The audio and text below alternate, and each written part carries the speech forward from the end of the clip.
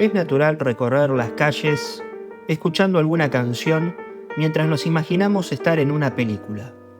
Podemos ser el protagonista luego de una noche mágica o estar en la antesala de una inesperada situación tragicómica. Gabriel Nessi, director de cine, podría ser el autor de ambas escenas. Su capacidad para conjuntar la música con la comedia es uno de sus máximos talentos. En este nuevo episodio de Videorec, desde Noir Café y Películas, indagaremos en los días de vinilo y videoclub de Gabriel Nessi.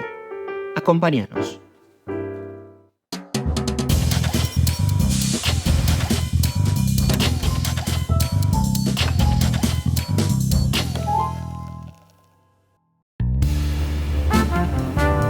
¿Cómo está, Gabriel, tanto tiempo? Muy bien. ¿Vos? ¿Todo bien? Muy bien, por suerte.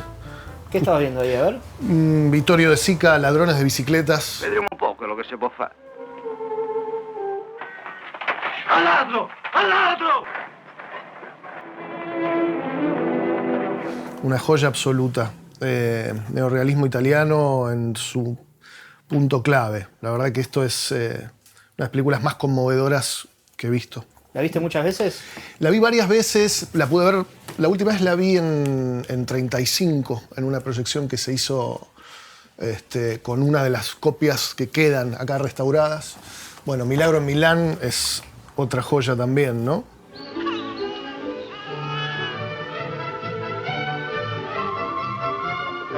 Sì, 46, 47.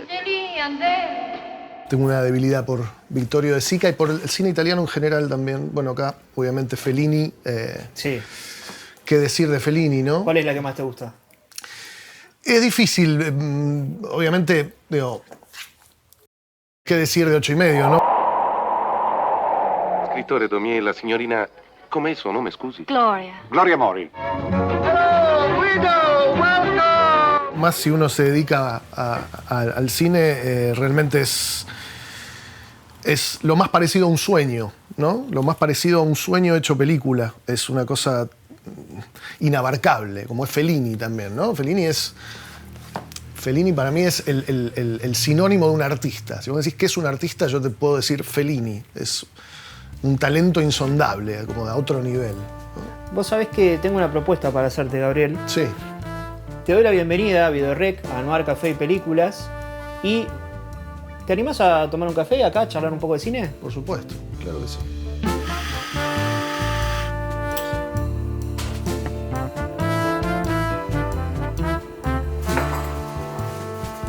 ¿Por qué la comedia? La comedia es un género que probablemente más disfruto, el que más consumo, y probablemente tiene que ver con una forma de mirar la vida. Es una forma de redistribuir los efectos de la tragedia en una forma un poco más digerible, ¿no? Para mí es eso, es una forma de mirar a la tragedia, es eso. La tragedia vista desde lo cotidiano, desde las pequeñas tragedias cotidianas que todos vivimos, hasta las cosas realmente un poco más grandes. Creo que es el mejor antídoto contra la realidad. Y cuando vos ves comedia hoy, ¿no? Sí. ¿Dónde encontrás hoy la comedia que a vos te gusta? Es muy difícil. La verdad es que los últimos exponentes de comedia que me parecieron divertidos fueron, Louis C.K., sí. Ricky Gervais. Y la comedia hoy me resulta un poco más difícil. Los exponentes actuales me resultan un poco más difíciles. ¿Lo ves más ponerle en el stand-up? ¿Es más presente, más vivo en el stand-up? Totalmente. Tipo los Bill Burr, Louis C.K., Ricky Gervais. Mulaney me parece divertido también, sí. Pero sí. Pero bueno, creo Bob que Burnham es otra cosa, pero también... Sí. También. Bob Burnham me parece muy interesante también. Pero en lo que es cine, televisión, bueno, la última comedia que me pareció que de algún modo reflejaba una forma de hacer comedia que ya no existe es la última que hizo Farrelly. Ricky Stanicki, que es una comedia que a mucha gente no le gustó, pero de algún modo yo lo que valoro es que, bueno, es como una vuelta a cierto modo de hacer comedia que hoy está obsoleto casi. Sí, claro. ¿No? con toda la corrección política que nos agobia, bueno, ver un tipo que se anima a cruzar un poquitito cierta barrera del excesivo buen gusto que tenemos hoy, es un placer. Bueno, es curioso porque ¿cómo llevas vos esto en tus películas y en tu comedia, o en tu forma de hacer comedia? Porque vos tenés una característica muy difícil, que en realidad es una característica propia de la comedia, pero que es muy difícil de llevar a cabo, que es que tus personajes hablan con cierta musicalidad, ¿no? Sumado a tu interés por la música. Entonces esa musicalidad se transporta a las líneas de diálogo, ¿no? Sí. A cómo se pronuncia ese chiste. El chiste puede ser buenísimo escrito, pero si está mal pronunciado es malo, ¿no? O no funciona, más que si es malo o es bueno. ¿Cómo haces para lograr eso en tu comedia o para convencer al actor de que el acento tiene que estar en tal palabra que en realidad no tiene acento? Y si también eso lo ves que lo está llevando a cabo alguien contemporáneo. Bueno, eso tiene que ver es mucho trabajo, primero de guión, es escribir y reescribir las líneas de diálogo hasta el cansancio, probablemente puliendo palabras, tiene que ver con la duración de un texto en particular, ¿no? Siempre trato de encontrar la forma más económica y concisa de escribir una línea de diálogo de modo que genere el mismo efecto, pero tiene que ver más que nada con la escritura. Es un tiempo probablemente excesivo y obsesivo el que le dedico a la escritura de los diálogos. Me parece una instancia súper importante, me parece que es una instancia que no se valora lo suficiente. De hecho, muchas veces en lo que es televisión, o lo que era, mejor dicho, televisión, lo que era la tira diaria, siempre en las jerarquías de guionistas, el último era el dialoguista. Porque siempre se sintió que el diálogo era, una vez que estaba contada la estructura y el sentido argumental que tenía que tener una escena, el diálogo era lo de menos. Y para mí el diálogo es fundamental, ¿no? La forma en que un personaje se expresa o se deja de expresar, qué palabras elige, ¿no? Qué terminología usa, qué ritmo tiene al hablar. Entonces, más que nada tiene que ver con un trabajo en la escritura. Y después, por supuesto, como el mejor aliado de un director o de un guionista siempre es el actor, tiene que ver con un trabajo obsesivo con los actores a la hora del delivery de esa frase, ¿no? ¿Trabajás mucho antes de filmar con el actor o depende? Mira, no, la verdad es que no es mucho. Siempre lo que hago, yo no hago ensayos, quizás alguno que otro, pero lo que hago es lectura de mesa. Me gusta dedicarle tiempo a sentarnos a leer el guión. En ese proceso lo que ocurre es que me gusta de algún modo llevar el texto que yo me imaginé en mi cabeza con la música que yo me imaginé que podía funcionar y que podía darle ese actor y confrontarlo con la realidad. ¿Qué le pasa a ese actor cuando precisamente lo pronuncia y lo hace carne, ¿no? Y ahí ocurre que hay que hacer una adaptación. Entonces esa lectura de mesa es laptop en mano, corrigiendo palabras, corrigiendo extensiones, corrigiendo comas, agregando, sacando. Quizás yo suelo escribir a veces un poquito enroscado, un poco complicado, y a veces es simplificar, a veces el actor encuentra una forma mucho más directa y más concisa de decir algo que probablemente a mí no se me hubiera ocurrido. Entonces, mi pacto con los actores tiene que ver con, en la lectura de mesa, todo es posible. Una vez que consensuamos una forma de decirlo, una forma de entender ese texto, ahí lo que suelo pedir es que ese texto se respete en el rodaje, ¿no? Y en el rodaje mi trabajo tiene que ver con una marcación de, más que nada, de inflexiones, de esa música que vos decías, ¿no? Inflexiones, matices, puntos, pausas, que una pausa no sea ni demasiado prolongada ni demasiado corta, porque ahí está la diferencia entre que un gag funcione o que no. Y después, bueno, la gran herramienta final es el montaje, ¿no? El montaje podés hacer funcionar algo que no estaba funcionando de formas que no se te hubiera ocurrido jamás cuando lo escribías. ¿Les das películas de referencia? Vos tenés películas de referencia para cada película, me imagino. Sí. Más allá de que quizás la referencia después queda muy lejana, acorde a el guión final. Pero les das películas de referencia como, bueno, estoy buscando registro? Depende. Si en el diálogo con el actor yo me doy cuenta que es algo que puede sumar, lo hago. Pero en general me parece que no, porque algún punto lo puede condicionar. Porque si vos le decís, mirá lo que hace Paul Giamatti en esta escena, vos de algún modo le estás pidiendo que su actuación se aproxime a eso y no quiero generar eso. Porque también nunca me quiero perder de algo que es muy enriquecedor, que es el primer impulso con el que viene un actor al leer un texto y al convertirse en ese personaje que vos soñaste, pero que en definitiva es el actor quien lo va a encarnar y quien... Hay un momento en que se genera un traspaso, sí. ¿Viste? Una antorcha que pasás. Yo me imaginé este personaje de este modo, ahora tomá. Y el actor lo empieza a habitar y empieza a pasar algo interesante, que es que desde ese lugar te empieza a hacer planteos o te empieza a discutir algunas cosas que vos imaginaste, y ese lugar es muy interesante porque ahí es donde se da la cosa más enriquecedora. Porque somos dos padres de una criatura tratando de entender cómo esa criatura debería comportarse o hablar, ¿no? Entonces ahí su postura es tan importante como la mía al soñarlo, ¿no? Bueno, ahora este tipo o esta chica es quien está con las riendas porque lo está habitando, porque lo tiene que decir, ¿no? Entonces, esa parte del proceso es muy enriquecedora también. Vos sos una de las personas que seguramente muchos pueden catalogar como autor, ¿no? Porque vos escribís tus películas, dirigís tus películas, le dedicás mucho tiempo, las reescribís un montón de veces. ¿Siempre encontrás algo más para decir? ¿Nunca te pasa ese miedo de decir, me estoy repitiendo, me estoy quedando sin... ¿Qué es lo importante? ¿Qué es lo importante que tengo yo para traer arriba de la mesa? Mira, eso tiene que ver en general con cuando encuentro el tema. Bien. Cuando encuentro el tema es cuando se empieza a cristalizar algo que era un concepto o una idea atractiva o simpática. Cuando aparece el tema es cuando eso empieza a tener una forma.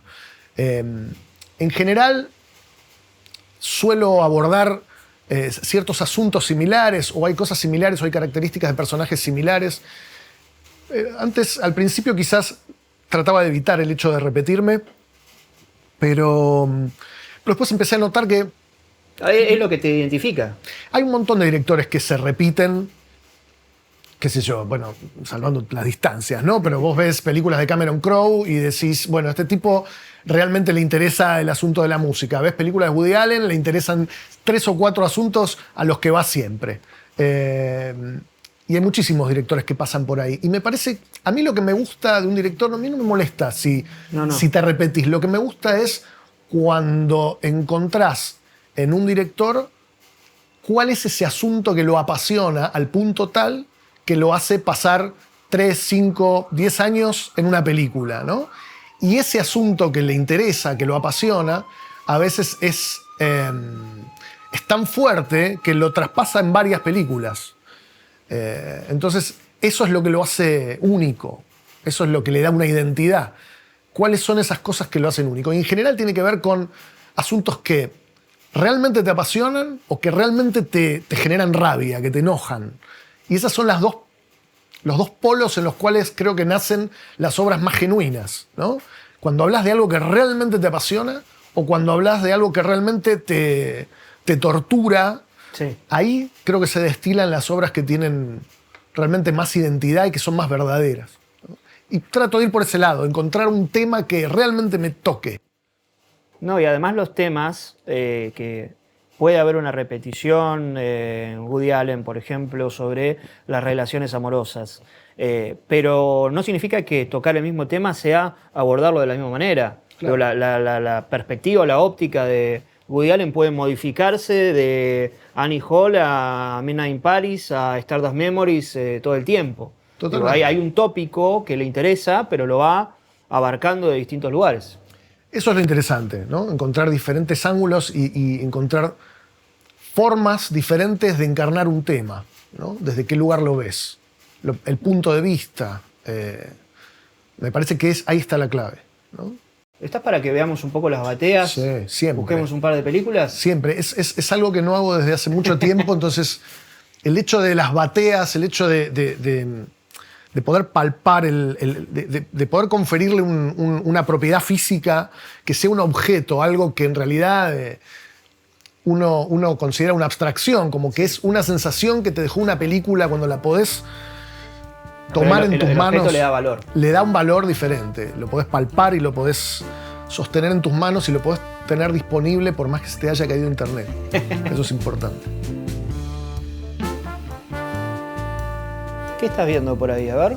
Bueno, acá llegué a Woody Allen, que es una especie de debilidad que tengo, y veo que están todas, o casi todas, cosa que me parece buenísimo. ¿Cómo es tu top de preferencia ahí de Woody? Buscá, si querés, la... Yo te diría que Los secretos de Harry, Deconstructing Harry. How could you write that book? Huh? Are you so selfish? I don't know what it is. I'm just not attracted to her. It's sarcasm and orgasm. Está en el top 3 seguro, me parece espectacular. Después, bueno, Annie Hall, Manhattan, esta sin duda también, Crímenes y Pecados, me parece brillante. Hey, listen, I can't watch his stuff, okay? It's submental. Straight line, just looking for a punchline, you know? Then what makes New York so... I will not be destroyed by this neurotic woman. Es cómo cuenta dos historias en dos géneros diferentes y cómo las dos expresan un poco la misma idea y temáticamente están tan interrelacionadas. Esta me parece brillante y después, bueno, él intentó hacer un par de relecturas con Match Point. Irrational Man, Coup de Chance. Exactamente, pero me parece que esa sigue siendo brillante. ¿Cuál es tu favorita de las subvaloradas de Woody? De las subvaloradas me gusta, bueno, Broadway Danny Rose. They're blind. They ain't gonna pay to see a blind guy. Lou tells me you're an interior decorator. Yeah, you know Jackie Whalen? Yeah, he's a comedian. He's very funny. Me parece muy buena. Déjame ver. Bueno, esta te diría, Celebrity. You're an actress. I'm an extra. Bill Gaines? Hello, Bill. How are you? Good, good. I'm Nicole's press agent. Okay, Robin, we should really... Hold the fucking gun! Celebrity es una peli que en general no tuvo buenas críticas, que a mucha gente no le gusta, y a mí me parece espectacular por muchas razones. Primero, algo que le chocó mucho a la gente, que es la actuación de Kenneth Branagh, tratando de emularlo a él. A mí me parece que es un laburo brillante. Y es probablemente una de las únicas películas de Woody Allen que rompe con cierta costumbre de finales luminosos y esperanzadores, ¿no? Que probablemente empieza con Manhattan. Sí. Esa esperanza, tenés que confiar más en la gente del final. En Celebrity es trágico el final, en una comedia, ¿no? Que es una decisión más arriesgada aún. Bueno, La Rosa Púrpura del Cairo, ¿no? I think our poetic little archaeologist is about to make a discovery. And here I am now. Listen, old sport, you're on the wrong side. Let's get out of here and go somewhere where we can talk. Maridos y Esposas es una película que también me marcó bastante. Me encantó en su momento, la vi en su momento, la alquilé. What is this such a personal thing for you? Get my mind around this. This is what you leave Sally for? Hey. The thought of breaking up is just so painful. Y me pareció increíble lo arriesgado del estilo medio de cinema verité que le puso, ¿no? Esa cámara en mano tan frenética que también la hacen en Los secretos de Harry. Un poco casabetiana, ¿no? Un poco casabetiana. Bueno, esto es maravilloso también, dulce y melancólico. Oh my God. Well, I told you, a pimp doesn't need business cards. You're always trying to be too fancy. Yeah. I'm considered the best guitar player maybe ever lived. Una gran biopic de una especie de Django Reinhardt, que está contada con un humor espectacular, pero al mismo tiempo también tiene un final desgarrador, ¿no? Es un tipo que aprende que se ha equivocado, ¿no? ¿Cuál es así tipo tu década favorita de él? Mirá, yo creo que Woody Allen, lo que hizo entre Annie Hall y probablemente Anything Else, es como que te diría 77 al 2003, me parece que 90% son obras maestras. Hay alguna que otra que me cuesta conectar un poco más, pero ese periodo me parece increíble. ¿Y cuántos directores pueden decir que tienen semejante cantidad de películas, obras maestras dentro de su filmografía en un periodo de tiempo tan determinado? Pero lo que es, si reducimos más, de Annie Hall te diría hasta, no sé si está por acá, pero Disparos sobre Broadway, me parece que es una película alucinante. O sea, ¿te gustan, por ejemplo, considerás obras maestras September, toda la etapa dramática medio bermaniana de él? Bueno, esas me cuestan un poco más, me costó un poco más quererlas de inmediato, pero con el tiempo empecé a ver que realmente lo que estaba queriendo hacer era emular a sus héroes, ¿no? Entonces, en ese sentido, empecé a encontrarles un poco de interés. Pero si yo tengo que decir cuáles me han gustado más, bueno, esta es otra infravalorada que me parece espectacular, Poderosa Afrodita. You weren't too pleasant this evening. Judge won't see it that way. Keep a lookout for me, will you? Hi. Are you my 3 o'clock? Let's have lunch. I'll pay for it. I'll pay for you. Me parece que tiene una estructura de guión increíble y cómo se atrevió a echar mano a todos los mitos griegos. Me parece espectacular. ¿Qué más te puedo decir? Me puedo quedar horas hablando de este hombre, así que sáquenme si quieren. Pero no, estoy buscando alguna que sea más de las infravaloradas. Por ejemplo, de las modernas, últimos 15 años. Últimos 15 años, yo te diría que hasta Café Society. Café Society me gustó mucho. Después, a ver, déjame ver qué más tenés por acá. Esta, por ejemplo, es una peli que me gusta mucho. Conocerás el nombre de tus sueños. Justo de la más. Sí, que mucha gente no le gustó y a mí me parece que tiene cosas muy valiosas. My husband walked out on me for one simple reason. I was too honest with him. I refused to allow him to delude himself. You inspire me. I've always wanted to be someone's muse. I can't be in this marriage. That man you work for, you know, the one you're always so high on. Esta es interesantísima. Después... Vicky Cristina. Vicky Cristina me gusta. No es probablemente... No está Disparos sobre Broadway, que es una que particularmente me parece increíble. Bueno, Medianoche en París, ¿no? Sí. Probablemente fue el resurgimiento de popularidad que tuvo, que lamentablemente duró poco, pero nada, Woody Allen me parece que es, tiene una cantidad de películas, de guiones tan brillantes, ¿no? Como puestista, probablemente es un tipo que es muy funcional a lo que ha escrito. Y es un tipo que también confía mucho en el impulso del actor. Y los actores mismos dicen, no me dirige, no me dice nada. Pero bueno, ha logrado también hacer grandes castings, ¿no? El tipo se rodea muy bien y ha logrado escribir guiones tremendos. Y lo hace en muy poco tiempo, cosa que me genera mucha envidia también. ¿Qué más tenemos por ahí? A ver, ¿qué te gusta? A ver, bueno, los Coen me parece que también han logrado también hacer un estilo muy personal, ¿no? De los Coen, bueno, esta de Hudsucker Proxy o El Gran Salto.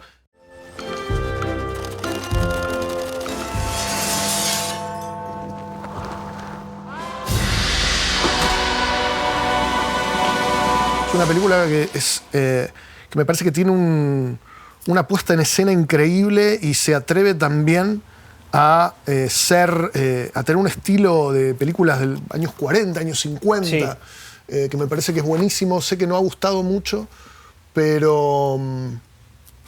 a ver... Yo la tengo en el top 3, top 5, excelente, seguro. Por supuesto, por supuesto. Bueno, Fargo... I'm Jerry Lindegaard. You got the car? Looking for a Sierra with a tag starting VLR. I'm not sure that I agree with you 100% on your police work there, Lou. I think that vehicle there probably had dealer plates. Jeez. DLR? No, they said no count. Fargo es una película que es tan redonda, que es tan increíble. Recuerdo haberla visto en el cine y es realmente una obra maestra, Fargo. Me parece espectacular. Las actuaciones, William Macy es... ¿Hay algo de los Coen que vos digas, esto lo tomé? Puede no ser algo puede ser algo muy puntual, tipo... Mira, creo que todos hemos intentado escribir un personaje tipo el de Jeff Bridges en El Gran Lebowski. Oh, fuck it. Oh, fuck it. Yes, that's your answer. That's your answer to everything. If you would, it is no dream. Thank you, Walter. That makes me feel very secure. Todos, en algún momento, los que intentamos escribir comedia, intentamos escribir un personaje así y no lo logramos. Pero lo que más me gusta de ellos es cómo logran hacer una comedia, como por ejemplo, una comedia asordinada como esta, A Serious Man, sí. I think it's time that we start talking about a divorce. How are you? I don't want it to just go away. I want an answer. Sure, we all want the answer. It sounds like she's become a sort of thing. Cómo han logrado hacer una película tan asordinada y con una actuación tan buena como la de este hombre que se llama Michael Stuhlbarg, creo, ¿no? Sí. Ellos logran destilar algo de la comedia en un asunto que es mucho más grande que ellos quieren contar, ¿no? Pero muchas veces logran eso mismo, que no parezca que es una comedia, pero que sí lo es. Bueno, hablando de Woody Allen y de las infravaloradas, esta me parece hermosa también. La vida y todo lo demás, una traducción bastante poco feliz que le pusieron a Anything Else. No. Pivot. I just put a loaded gun in the house. Did I get you to bad time? Oh, hey, Harvey. I just want to set the date. I just want to set the date for the end of the week for lunch. Right. Friday. How's Friday? Friday. You know, hold on one second, Harvey. That's it. I have some cold steamers in the fridge from a week ago Sunday. Are you hungry? No. I make it a practice never to ingest bivalves that have been dead for more than 70 Que desde las recientes, probablemente es la última gran comedia que hizo él, a pesar de que nadie piensa lo mismo. No, yo también. ¿Vos pensás lo mismo? No, yo he escrito... No, acá no vamos a andar hablando de uno, ¿no? Pero he escrito gracias a Anything Else. O sea, he escrito algo, o se me ha ocurrido una idea que la he podido terminar gracias a Anything Else. Me parece espectacular. O sea, de un día para el otro escribí 50 páginas después de terminar de ver Anything Else. No es para menos. Es una gran película. Y ahí hay un poco de Annie Hall, sí, pero con Woody Allen como coequiper de alter ego de Jason Biggs. Exactamente. Me gusta cuando trata de buscar actores de la nueva generación que un poco pueden subirse a la forma de decir de él, porque él escribe los personajes protagónicos para él. Sí. Entonces ahí encuentra, y creo que no lo ha logrado con Timothée Chalamet o con actores más jóvenes que no logran entrar en eso, ¿no? En esa forma un poco más meticulosa de entender los diálogos, y tratan de dar como una impronta un poco más actual, más descontracturada a los textos que están escritos para ser dichos con una cierta cadencia y con una cierta musicalidad, y hay algo que queda lavado. Y lo que pasa que Chalamet no es un actor de comedia. No es un actor de comedia. Owen Wilson sí, Jason Biggs sí. Eso es cierto, pero también creo que tiene que ver con el hecho de que han comprendido una cierta forma de contar que proponía él en su guión, ¿no? Imagino que al leer un guión escrito por él hay algo que el texto mismo ya te debe estar indicando cómo decirlo, que es básicamente como lo diría él. Claro. ¿No? Como hizo Kenneth Branagh. Bueno, vamos a salir un poco de Woody Allen porque si no va a parecer... bueno, acá está toda la filmografía de Spielberg, que a la hora de estar en un videoclub también retrotrae a momentos de la infancia en la cual ir a un videoclub y encontrarse con algo de Spielberg siempre era, bueno, una promesa de que ibas a salir transformado de esa experiencia, ¿no? Más siendo chico. ¿Cuál es la película de tu infancia de Spielberg? Mira, de la infancia yo te podría nombrar 2 o 3. Bueno, E.T. probablemente sea una de ellas. E.T. la vi en el cine.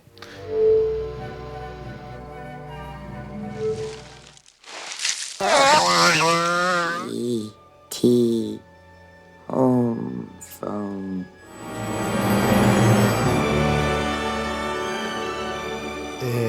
Y fue realmente algo muy movilizante.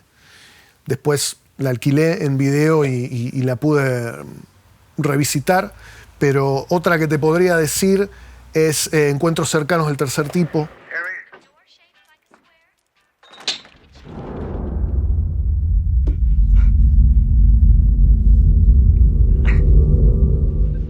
have to be Earth coordinates. También, ¿no? Sí. Una película que en su momento yo la vi de bastante chico y me pareció una película tan extensa que te invitaba a adentrarte en un mundo, ¿no? Podemos dividirlas en 3 etapas, ¿no? La película de tu infancia, el Spielberg de tu adolescencia y el Spielberg de tu adultez. ¿Cuáles serían? La puedes buscar por ahí. Mira, si las yo te encontrás. diría, de la infancia ST, sin dudas.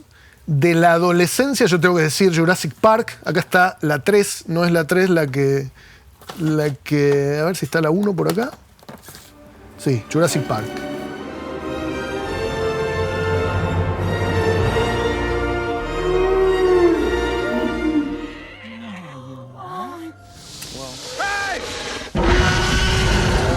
Jurassic Park, recuerdo haberla ido a ver al cine sabiendo todo el espectáculo audiovisual que uno iba a ver, pero después no me esperaba una película de esta calidad. Me parece que sigue siendo una gran película, más allá del espectáculo y más allá de lo increíble que fue en su momento.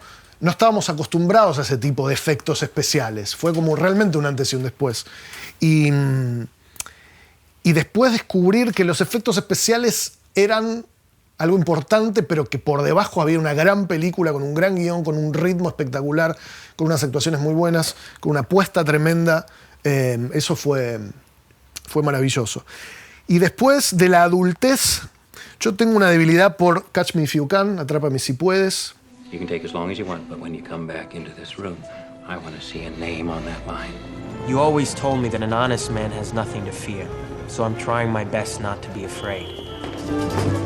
Todo en esta película es maravilloso. Las actuaciones, el guión, lo que hace Christopher Walken, lo que hace Tom Hanks. Me parece que, bueno, la estética, ¿no? El ritmo, el montaje de esta película. El montaje de esta película es tremendo. Es una maravilla. Además, una cosa medio multigénero, ¿no? Un poco comedia, estafa, crimen. Totalmente. ¿Qué más tenemos por acá? Bueno, Terry Gilliam. Terry Gilliam me encanta. Bueno, acá tenés los Monty Python también. Monty Python es probablemente lo primero que vi que me hizo tener una apreciación por la comedia particular. Bueno, el Flying Circus. What, she says? It's sillier than ever. You don't fool me, you stupid minor bird. I'm not deaf yet. Just you wait. Violence. In Monty Python's Flying Que en su momento se podía alquilar en videoclubes por volúmenes. Acá está, de hecho, el volumen 2. El Flying Circus de los Monty Python me marcó mucho porque también me mostró una forma de comprender la comedia desde el humor absurdo, ¿no? Que después lo descubrí en Airplane o Dónde está el piloto, en Top Secret, ¿no? Con los Zucker y los Abrams. Es entender el humor desde un lugar absurdo, es algo que también fue una bisagra para mí, ¿no? También que un poco que el remate no termina siempre distinto. Total. Y The Meaning of Life. The administrator is here, Doctor. Switch everything on. Morning, gentlemen. Morning, gentlemen. Morning. Morning, Mr. Parker. We do have one today that's not on the menu. It's sort of a specialty of the house, you know? Live organ Es transplant. probablemente El sentido de la vida es una de las infravaloradas. Siempre en los top 5 de los Monty Python te aparecen otras genialidades, ¿no? Como La vida de Brian. Sí. Sí, Holy Grail. Holy Grail.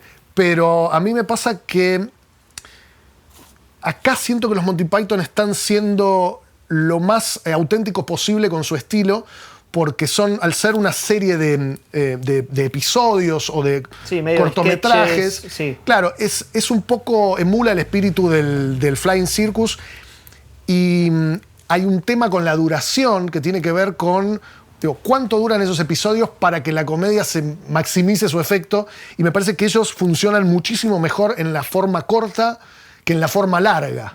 Que le pasa también a Larry David, por ejemplo. Cuando él hace películas, siempre siento que le resulta mejor el formato corto, ¿no?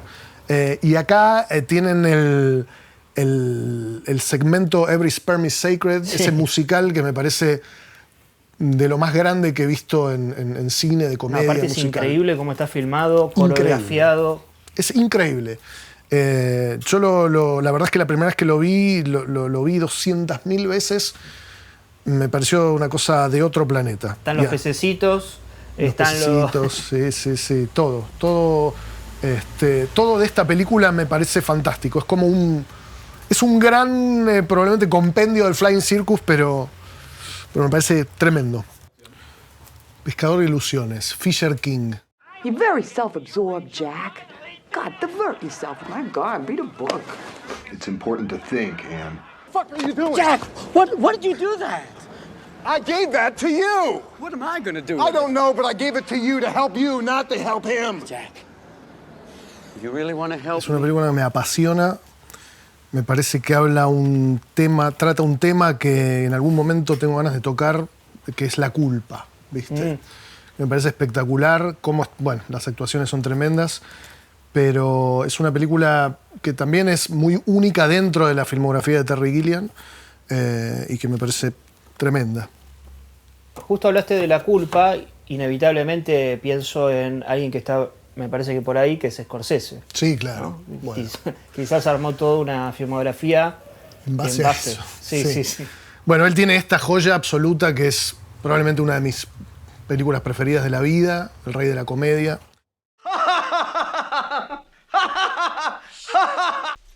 I can't believe this. I gotta go now. Yeah, I gotta catch a bus. Jerry, take care of yourself. Baby, be good. Good luck in Rio. Unas actuaciones tremendas y un guión que no se puede creer. Esta es una película perfecta. Pocas películas me parecen perfectas. Scorsese, de hecho, tiene 2 o 3 que considero perfectas. Una es de King of Comedy, la otra es Buenos Muchachos, claramente. Y después es El Lobo de Wall Street, que me parece una película que es perfecta. Xanax to take the edge off, pot to mellow me out, cocaine to wake me back up again, and morphine, well, because it's awesome. More to make them.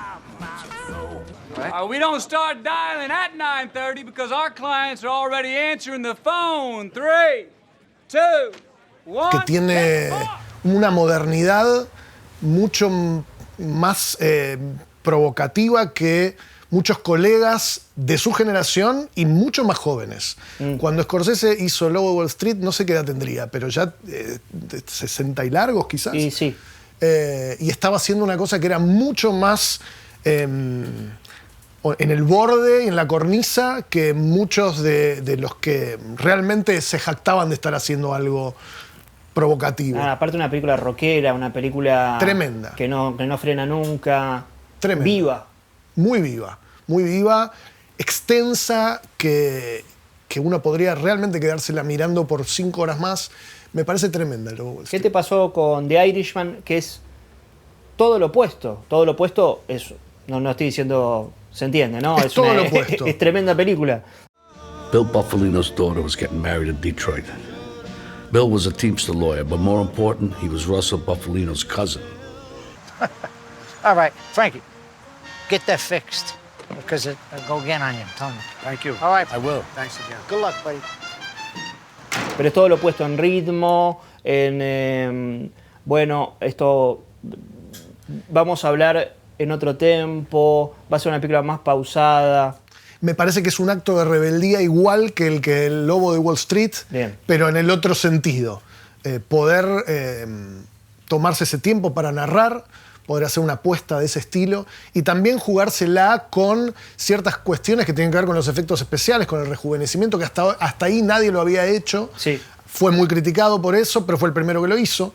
Entonces me parece espectacular. Y también fue una película que se nutrió de las plataformas para poder hacerse realidad.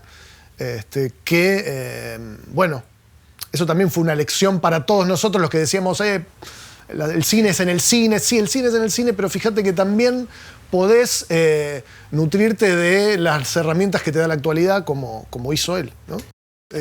Al mismo tiempo, el tipo hizo Hugo y también hizo el documental de Bob Dylan, el de George Harrison. Me parece que realmente encuentra su estilo más allá de la temática que aborde, ¿no? Bueno, acá tenemos a Billy Wilder, que es otro maestro absoluto, ¿no? Tiene probablemente la primera gran, quizás medio blasfemo, pero quizás la primera gran comedia romántica, que es The Apartment. Should have stayed in bed this morning. You should have stayed in bed last night. 19. Watch yourself. Otra película perfecta, si las hay. ¿Volvés una y otra vez a The Apartment? Siempre vuelvo a Billy Wilder. Me parece bien. que es una gran... Bueno, acá está The Lost Weekend también, que es una quizás que no es de las más... bueno, está en un box acá. Sí. Quizás no es de las más valoradas, pero no sé si hay mejor película sobre el alcoholismo que The Lost Weekend. And out there, it's not 3rd Avenue any longer, it's the Nile, Ned. The Nile, and down it moves the barge of Cleopatra. Come here.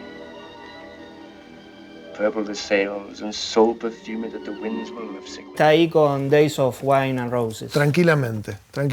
Y a ver si está mi favorita de Billy Wilder acá, que es Sunset Boulevard. Can't you wait until I'm done, eh? No. Please.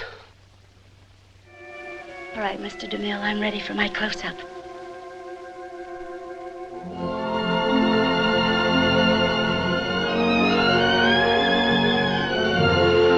¿Qué decir, no? De esta película. Una maravilla absoluta. ¿Te gustaría escribir algo así, tipo policial, noir, cine negro? Me encantaría, de hecho tengo un guión escrito en esa línea que algún día probablemente será producido o no, o quede en un cajón, pero me parece espectacular. Bueno, Double Indemnity, ¿no? Sabrina, todas. Witness for the Prosecution, en fin. Billy Wilder es maravilloso, y también su maestro, Lubitsch, que creo que, bueno, por lo menos a mí esta es la película que más me ha llegado de Lubitsch. You know, you're quite famous in London, Colonel. They call you Concentration Camp Earhart. Yes. We do the concentrating and the Poles do the camping. Esto me parece que es una comedia brillante desde todo punto de vista, y además es una película del año 42, que hablaba del nazismo cuando el nazismo estaba ocurriendo. Eso es algo que hacía humor con el nazismo, cuando el nazismo estaba probablemente en su auge, en su momento de mayor poder. Este tipo se animó a hacer una comedia sobre ese mundo con las consecuencias que claramente podía traer. Yo creo que es un mensaje muy vivo para esta época, en la cual la corrección política nos ha llegado a un nivel en el cual es sofocante. Realmente, a la hora de escribir, de filmar, de dirigir, todo el tiempo me encuentro con autocensura, no de mi parte, porque yo trato de evitarla, pero la autocensura está muy presente. Actores que no quieren decir alguna línea porque alguien podría ofenderse, o quizás productores que no quieren encarar cierta temática. ¿Te pasó alguna situación puntual que vos digas este es el ejemplo perfecto de esto que estoy diciendo? Totalmente, digo, palabras que prefieren no decirse. Tuve hace muy poco una discusión con respecto a no mencionar la palabra eutanasia. ¿Por qué no mencionar la palabra eutanasia en el contexto de una comedia? Sí. O hablar de adopción ilegal, de la adopción ilegal que existe, que mucha gente hace en contexto de una comedia. Todo el tiempo está el hecho de no vamos a decir esto porque se pueden ofender. Y yo todo el tiempo tratando de entender por qué esa reacción, teniendo en cuenta que estamos haciendo una ficción y los personajes son ficticios y los actores encarnan un personaje que es ficticio y lo que sale de su boca es una cosa que ha sido creada para que ellos digan, pero eso es reflejo de, bueno, los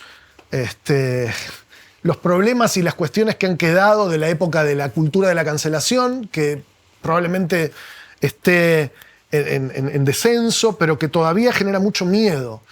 Y el miedo a la hora de contar una historia Es el peor consejero que uno puede tener. Bueno, hay una escena que recuerdo que alguna vez lo hablamos y que es la de Cry Macho. Claro. No, Cry Macho no, The Mule. En Cry Macho también hay algo, pero a ver cuál decimos. También, sí.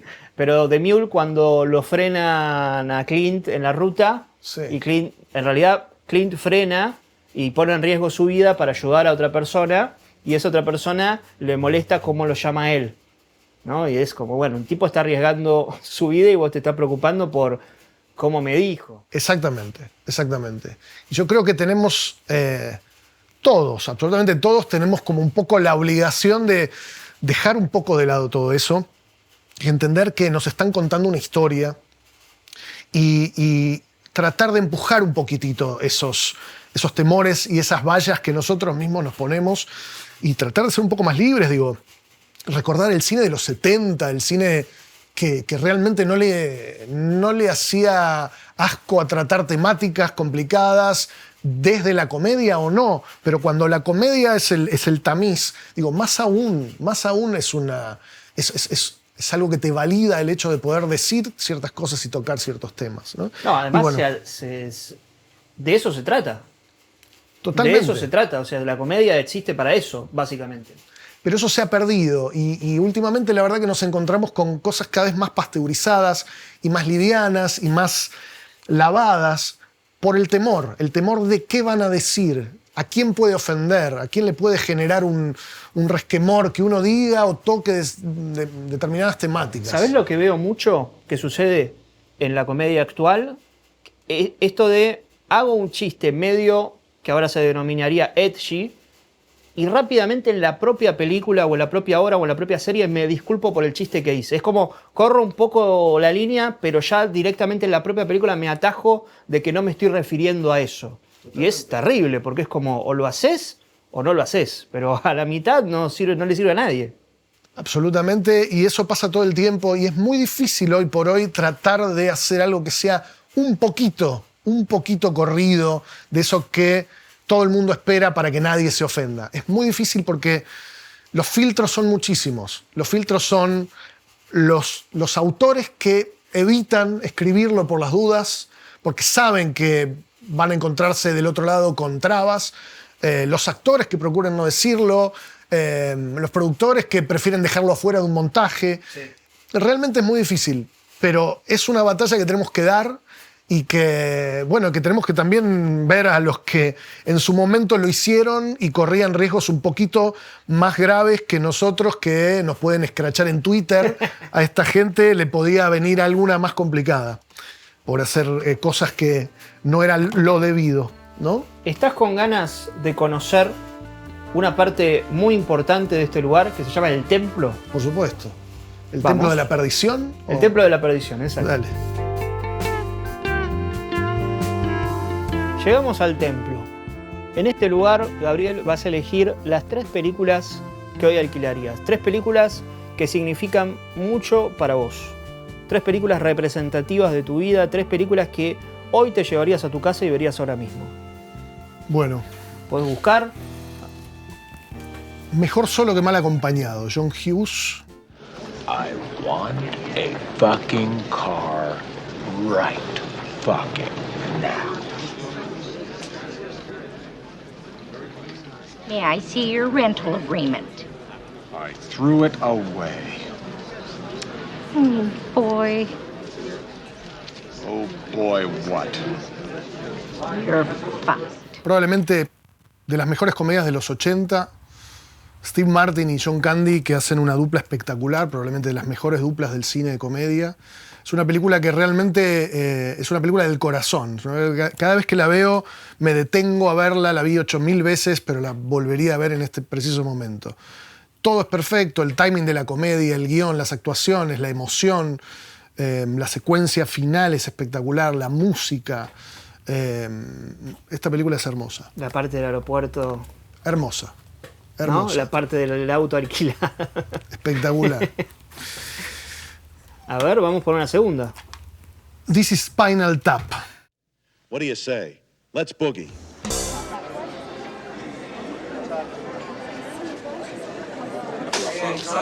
Word review just said shit sandwich. How'd they print that? This is my radio unit. Probablemente la mayor influencia que tuve a la hora de pensar en Todos contra Juan fue esta película. Me imaginé cómo sería hacer un Spinal Tap de actores. Arme una productora, así que cualquier proyecto que tengas, tráemelo, dale. Sí. No me puedes sentarte, ¿eh? Tienes que ser actor, Yo no soy actor, ¿eh? No podés. Vos tenés la mano. ¿Qué haces, Mirta? ¿Puedo saludar? A mí el tema de la música es un tema que me gusta particularmente y me parece que lo que hizo Rob Reiner acá es de otro nivel, ¿no? La creación de esta banda, el estilo documental. Esto es una obra maestra, absoluta. Una de las comedias más graciosas y una de las comedias que más me marcó cuando la vi. This is Spinal Tap. Todo lo que es Christopher Guest, me imagino. Bueno, Christopher Guest después tomó el estilo de esta película y empezó a hacer unos falsos documentales espectaculares. A Mighty Wind es uno que me gusta particularmente. It's good to see you. You too, so... I feel ready for whatever the experience is that we will take with us after the show. This was our crazy way of getting Y la here. verdad es que ha hecho grandes cosas también. Tomó un poco este camino, ¿no? Que arrancó Rob Reiner. Un poco antes que todos, ¿no? Antes que The Office, antes que... Sí, bueno, sí. Modern Family, no sé, series que más o menos utilizan este estilo. El estilo del falso documental, que para mí Spinal Tap fue la primera película que logró hacerlo con muchísimo éxito y eficacia en el género de la comedia. Es maravillosa. Y bueno, esta película... Vamos con la tercera. Sideways, Entre copas. It's an interesting perspective. So, which one do you like better? Oh, well, I like them both, but if pressed, I would have to say that I prefer the dark. Told you.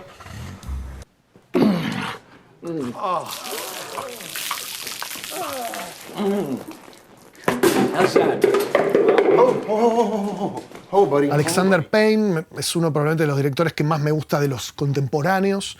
Y esta película funciona en todo nivel. Es un placer absoluto de ver lo que hace Paul Giamatti, lo que hace Thomas Hayden Church. Me parece que también encarnan una dupla maravillosa, cómo retratan el mundo del vino como nunca nadie lo hizo, y cómo también hablan de esta crisis de mediana edad de estos personajes en un tono que es realmente espectacular, brillante, ¿no? Para Mensaje en una botella, ¿cuánto jugó ahí Sideways? Muchísimo. Yo creo que cuando vi Sideways tuve como un poco la necesidad de empezar a explorar el mundo del vino desde un lugar narrativo. Lo que tiene Mensaje en una botella, que toma de Sideways, es que en Mensaje en una botella se habla de vino con conocimiento de causa, digamos. Los personajes... Todo lo que dicen los personajes del mundo del vino es real, es información certera. Los personajes que son sommelier hablan de vino todo el tiempo, se toma vino real en la película.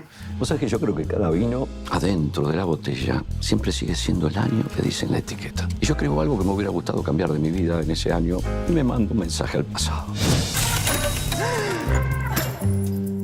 Amor. ¿Qué pasa, gordo? Vos me drogaste, me llevaste a la peluquería. Te va a sonar muy extraño lo que te voy a decir, pero vos te mandaste un mensaje a 2015 y te llegó. Y tu presente cambió.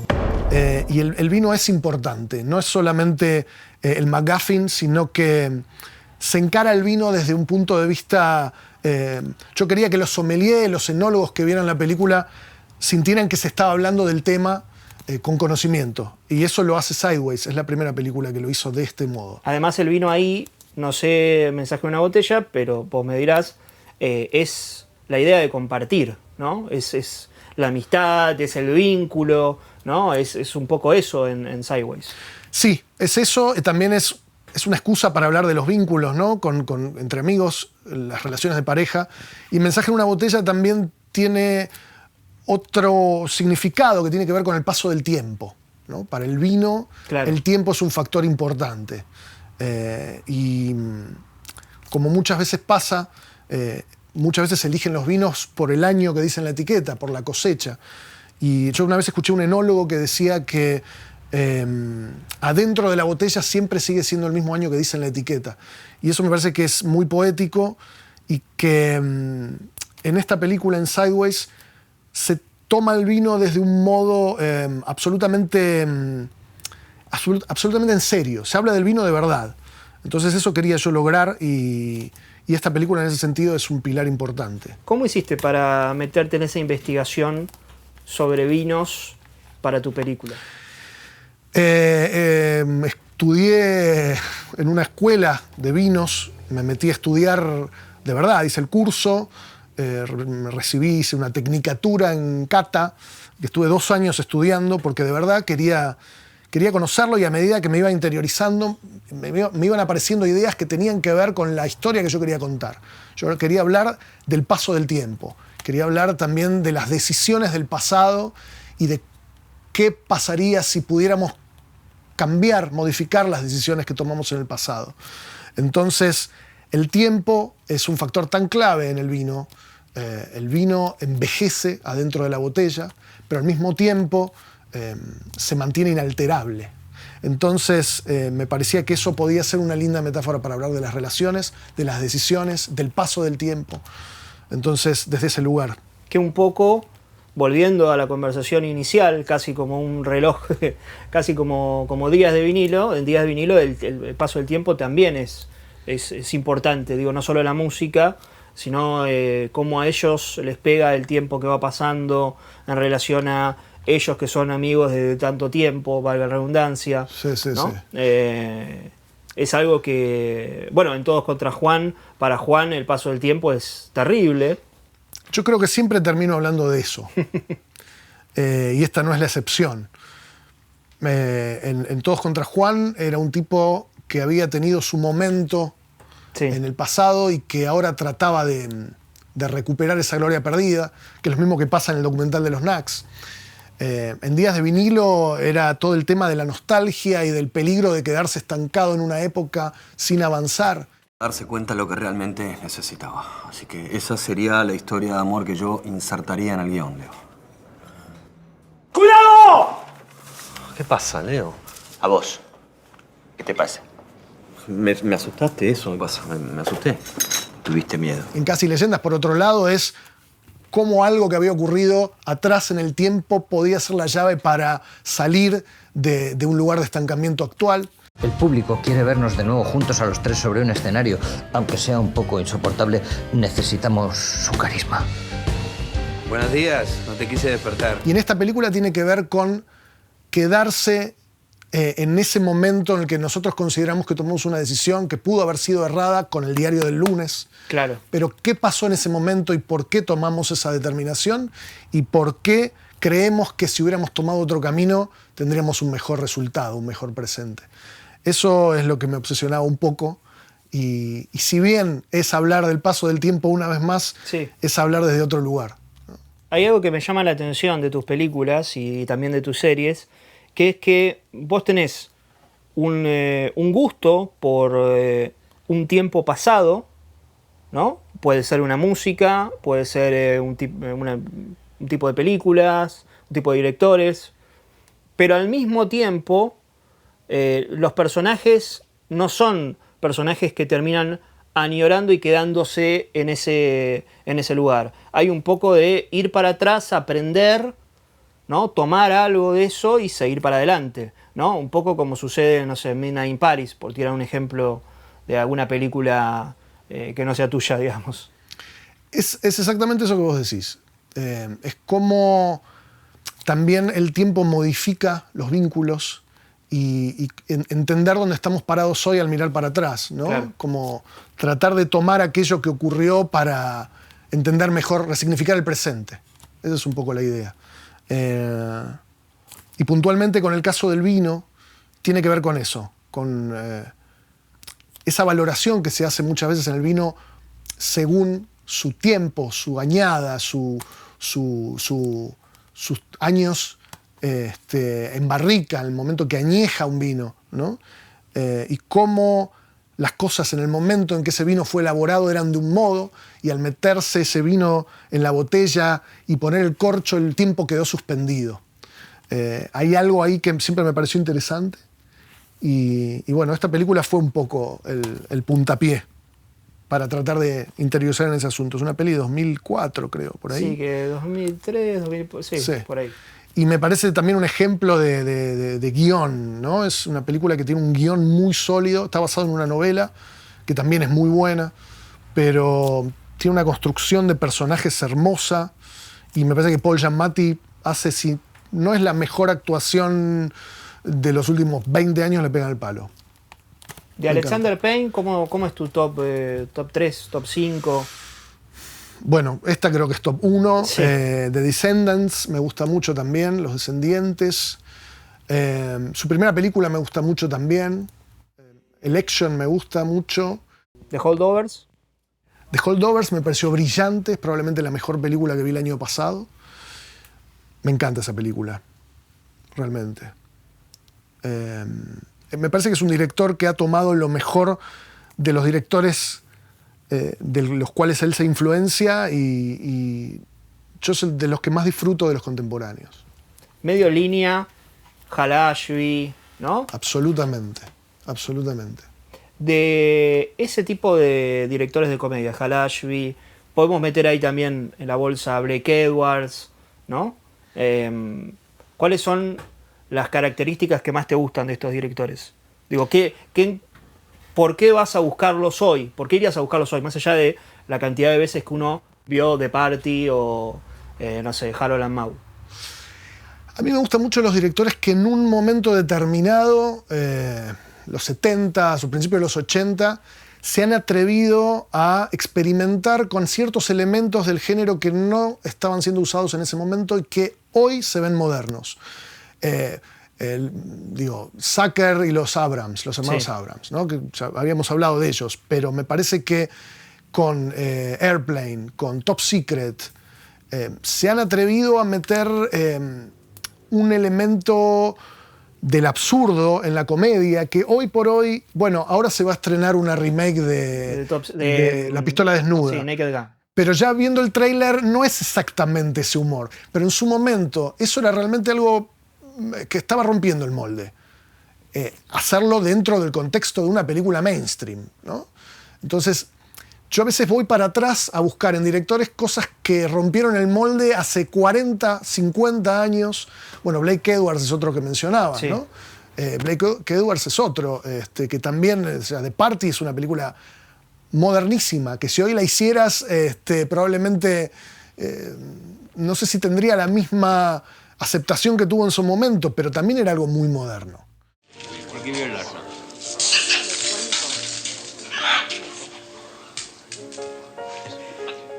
Having the birdie num-nums. Good, look. She's waiting for more num-num. All gone. Num-num is gone.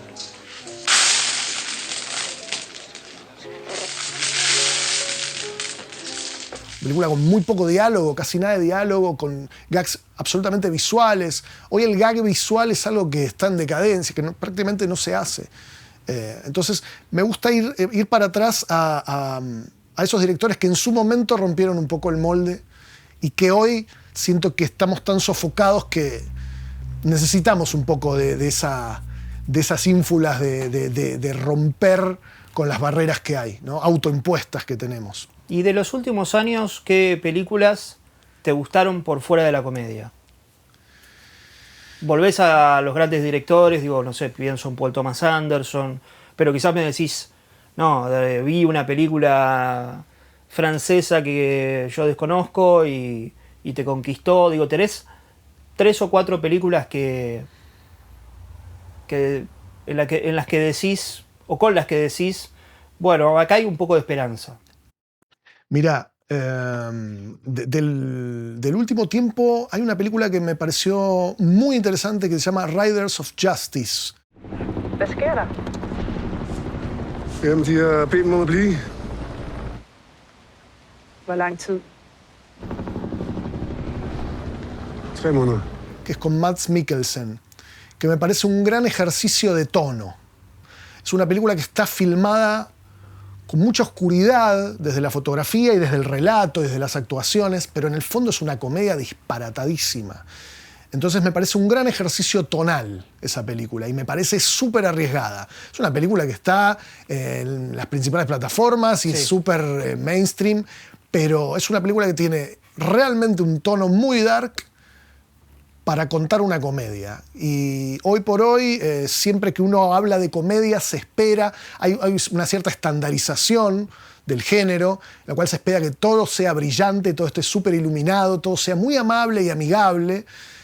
Y estos tipos se atrevieron a hacer una comedia y filmarla de un modo absolutamente, para mí, innovador, que es con la oscuridad de un thriller. O sea, es una comedia negra, pero con todas las letras. Y después de los grandes, a mí las películas que más me gustó en los últimos 10 años es Bridge of Spies, ¿no? Puente de Espías. He was making photographs from 70,000 feet when he was shot from the sky. People in my country consider this an act. Esa película me parece que es una sinfonía en todo sentido. Todo está bien. ¿Viste? Cuando todo absolutamente está bien. La puesta, la música, las actuaciones, el guión, todo me parece de una precisión hermosa. Solamente Spielberg puede hacer ese tipo de cuestiones. Hay algo en este programa, en este querido programa, que se llama La Chapa. Sí. Que te voy a invitar a que elijas 2 películas, pero vamos a ir con la primera, que es, vas a buscar una película de las bateas que no viste, que alquilarías. Ok. Y esa película, para cuando salga este episodio, la tenés que tener vista. Ok. Y comentar abajo de este video qué te pareció. Ok. O sea, tenés un compromiso, tenés una tarea. Una tarea para el hogar. Bueno, déjame revisar un Podés poquitito. buscar, puede ser una película pendiente de tal director, puede ser una que te hablaron bien y nunca le diste una chance. Bueno, déjame buscar un poquito y te digo. Y mientras te digo la otra pregunta, a ver si capaz que te ayuda a matar 2 pájaros de un tiro, que es, ¿qué película no alquilarías? ¿Qué película no alquilaría? Eso es durísimo. ¿Porque ya la vi y no me gustó o porque...? Sí, o porque no la viste pero la prejuzgás al 100%. Eso es más difícil todavía. Bueno, a ver...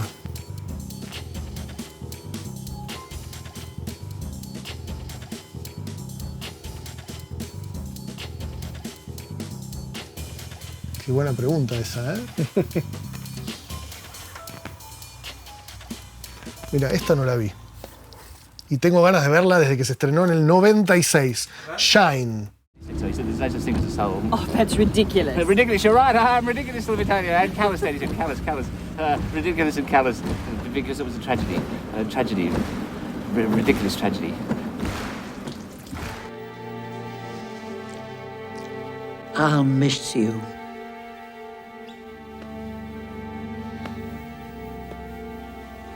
Shine no la vi. Creo que Geoffrey Rush ganó por esta película. Sí, sí. Y la tengo pendiente hace casi 30 años. Shine. ¿Llegó el momento de Shine? Llegó el momento de Shine. Perfecto. Y la que nunca vería... o nunca volverías a ver. Ah, entonces una que vi y no me gustó. Déjame ver. Uy, qué difícil. Mira, te puedo hablar de una película que quizás no me interesa tanto la temática, por ejemplo, que fue muy premiada, incluso 7 nominaciones a los premios de la Academia, pero no tengo mucho interés en ver Elizabeth, por ejemplo. Y mucho menos la que creo que es su secuela, La Edad de Oro. Son películas que probablemente no elegiría, probablemente son brillantes, no lo sé, puro prejuicio, pero no sería lo primero que vería. Está bien. Perfecto. Y vamos cerrando este nuevo episodio de Videorec sin antes agradecer a Noir Café y Películas, Marcos y Ariel por este hermoso videoclub en el que estamos, a Tutuca Rental, Pablo, Agustín, Javier y su equipo por ser nuestro rental de confianza, a Rock and Films Mario por ser nuestro sponsor de remeras cinéfilas. Aquí, Gabriel, te vamos a extender un regalo de Rock and Films. Una remera, a ver de qué es. Jaws. Claro que sí, Tiburón. Spielberg. Tiburón del señor Steven Spielberg. Una película tremenda, ¿qué podemos decir de Tiburón? ¿No? Es probablemente otra de esas películas absolutamente perfectas, ¿no? Es tremenda. Tremenda. Los Wanners que tiene acá. Increíble. Y también le vamos a agradecer a Tu Peli en Papel, a Gonzalo, por ser nuestro sponsor de guiones originales. Que acá tenemos un regalo. The Apartment, obra maestra absoluta. Billy Wilder y el señor Diamond también. Es un guión que tiene una precisión que hoy resulta absolutamente una rareza, ¿no? Me parece que es tremendo. La primera gran comedia romántica, quizás. The Apartment. Ese final es tremendo. Agradecemos también a todo el equipo de Biorec que hace posible cada episodio y te agradecemos, Gabriel. Recibís este carnet. Mirá qué bueno. Sos socio de Biorec. Ok. A ver si... ¿Esto es real? ¿Puedo venir a alquilar y es real? Podés venir a alquilar. Perfecto, mirá que voy a venir, ¿eh? Podés mostrar el carnet a cámara, así te... Mirá, con mi foto y todo. Ahí está. Los carnets de los videoclubes no incluían la foto, así que esto es un paso adelante. Un paso adelante, exactamente. Muy bien, espectacular. Muchísimas gracias, Gabriel, por habernos permitido este momento. Por favor, un placer.